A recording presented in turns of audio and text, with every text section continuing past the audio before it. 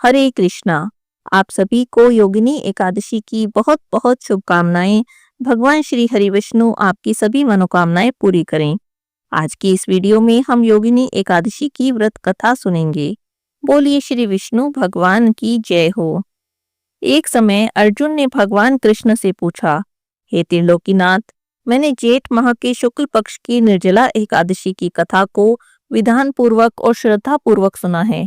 अब आप मुझ पर कृपा करें और आषाढ़ महीने के कृष्ण पक्ष की एकादशी के बारे में बताएं। इस एकादशी का क्या नाम है, इस एकादशी का व्रत कैसे किया जाता है, किस देवता का पूजन किया जाता है और इसका महात्म्य क्या है, सारी बातें विस्तार से कहें। तब भगवान कृष्ण बोले, हे अर्जुन, आषाढ़ महीने के कृष्ण पक्ष की एकादशी का नाम योगिनी एकादशी है। इसके व्रत से सभी पाप नष्ट हो जाते हैं।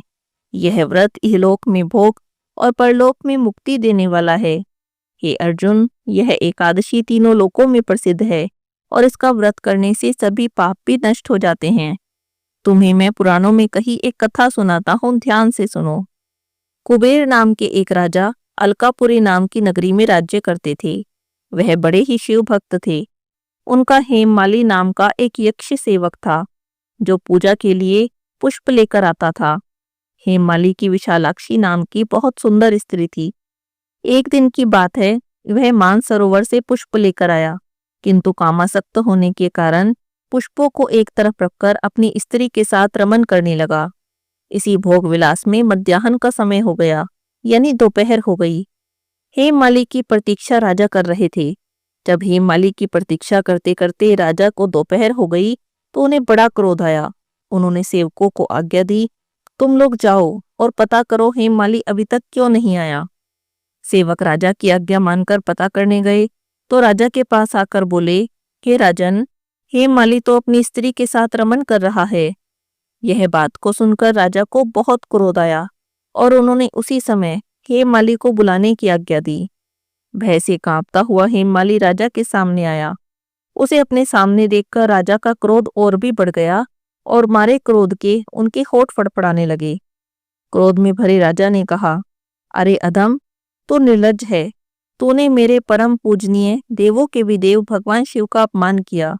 मैंने तुझे पुष्प लेने भेजा और तू अपनी पत्नी के साथ रमन कर रहा था। जा, मैं तुझे श्राप देता हूँ। तेरी स्त्री से तेरा वियोग हो जाएगा। तू अपनी स्त्री के वियोग में तड़पेगा और मृत्यु लोक में जाकर कोढ़ी का जीवन व्यतीत करेगा। राजा कुबेर के श्राप से वह उसी समय पृथ्वी पर गिर गया और कोढ़ी हो गया। उसकी स्त्री का उससे वियोग हो गया। मृत्यु लोक में आकर उसने बहुत कष्ट भोगे, पर भगवान शिव की कृपा से उसकी बुद्धि मलिन नहीं हुई। उसे अपने पहले जन्म की सारी बातें याद थी। अनेक कष्टों को भोगता हुआ और अपने पूर्व जन्म को याद करता हुआ वह इधर उधर भटकने लगा। एक समय वह हिमालय पर्वत पर पहुंच गया। वहां पर मार्कंडेय ऋषि का आश्रम था।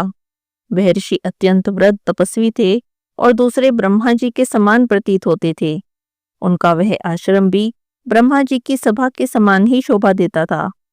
ऋषि को देखकर हेममाली वहां गया। उसने ऋषि को प्रणाम किया और उनके चरणों में गिर गया। हेममाली को देखकर मार्कंडेय ऋषि ने कहा, तूने ऐसे कौन से निकृष्ट कर्म किए हैं जिससे तू कोढ़ी हो गया और भयानक कष्टों को भोग रहा है। महर्षि की बातें सुनकर हेममाली ने कहा, हे मुनिवर, मैं राजा कुबेर का अनुचर था और मेरा नाम हेममाली है। मैं प्रतिदिन मानसरोवर से पुष्प लाता था और शिव पूजा के लिए राजा कुबेर को देता था। एक दिन की बात है, अपने पत्नी सुख में फंस जाने के कारण मुझे समय का कुछ भी ज्ञान नहीं रहा। दोपहर हो गई लेकिन मैं पुष्प लेकर नहीं पहुंचा। तब राजा ने मुझे श्राप दिया कि तू अपनी स्त्री के वियोग में और मृत्यु लोक में जाकर कोढ़ी बनकर दुख भोगेगा। इसी कारण से मैं कोढ़ी हो गया हूँ और पृथ्वी पर आकर भयंकर कष्टों को भोग रहा हूँ। अब आप मुझ पर कृपा करें और ऐसा कोई उपाय बताएं जिससे कि मेरी मुक्ति हो सके। मार्कंडेय ऋषि ने कहा, हेममाली, तूने मेरे सामने बिल्कुल सत्य वचन कहे, इसीलिए मैं तेरे उद्धार के लिए एक उपाय बताता हूँ। आषाढ़ महीने के कृष्ण पक्ष की एकादशी योगिनी एकादशी के नाम से जानी जाती है। जो कोई भी इस एकादशी का व्रत करता है उसके सभी पाप नष्ट हो जाते हैं और उसकी मुक्ति हो जाती है। यदि तुम भी आषाढ़ महीने के कृष्ण पक्ष की एकादशी का व्रत करो तो तुम्हारे भी सभी पाप नष्ट हो जाएंगे। महर्षि के वचनों को सुनकर हेममाली बहुत प्रसन्न हुआ और उनके बताए अनुसार योगिनी एकादशी का उसने विधान पूर्वक व्रत किया। इस व्रत को करने से, इस व्रत के प्रभाव से उसे अपना पुराना स्वरूप प्राप्त हो गया और अपनी स्त्री के साथ वह सुख से रहने लगा। भगवान कृष्ण कहते हैं, हे अर्जुन, योगिनी एकादशी की इस कथा को जो कोई भी पढ़ता अथवा सुनता है उसे 88,000 ब्राह्मणों को भोजन कराने जितना पुण्यफल प्राप्त होता है। इस एकादशी का व्रत करने से सभी पाप नष्ट हो जाते हैं और अंत में मोक्ष की प्राप्ति होती है, प्राणी स्वर्ग का अधिकारी होता है।